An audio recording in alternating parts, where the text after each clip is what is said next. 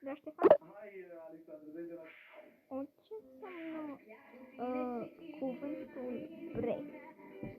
Break. Stai puțin. Rășim. Dar din tot, ce înseamnă cuvântul break? Apă. Apă înseamnă. Asta e gata? Interesant. Yay, mă, e gata. O consoană corectă, simplu, la mine se câștigă banii simplu. Ridicăm plăcuța, păstrăm banii, Ștefan. da soluția, dăm cu banii în aia. Ești pregătit? Consoana este cât de la... Tu ești pregătit să dai banii? Păi cine prima ce a zis? Vrei să...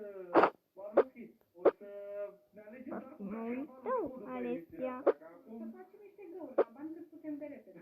Să te pregătești. Consoana ta este cât de la cașcaval. Asta e, bravo! Cât de la cașcaval este!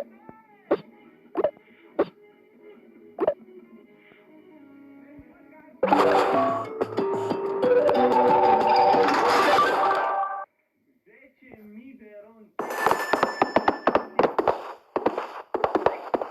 Ce bun! Plecăm cu bun. Cred că până acum Sì. poate fi și tu faci. Mai avem pe asta, adică mai sunt procese. Vezi cum te-ai rezolvat. Hai.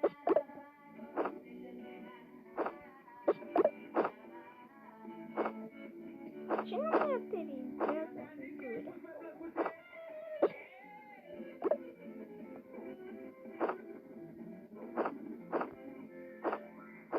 Pedeapsă, după două calde, vine și una. Palomii vine? Mulțumesc! Alexandru.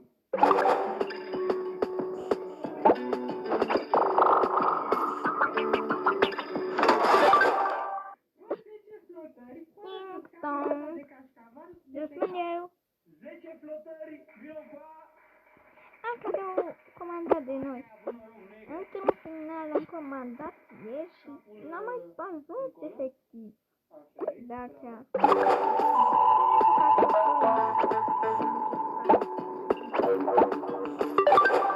Bine, haideți în superciurie să vedem ce e. Stai să mi rog să vadă și Ștefan. La 3 vom vedea. 1, 2, 3, go! O vază! Eu n-am comandat o vază. Nici eu am comandat un laptop. Eu am comandat vaza. M-a bucurat atât de mult că ajung.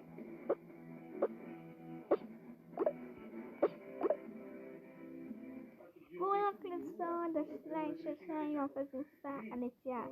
Ștefan, bye bye!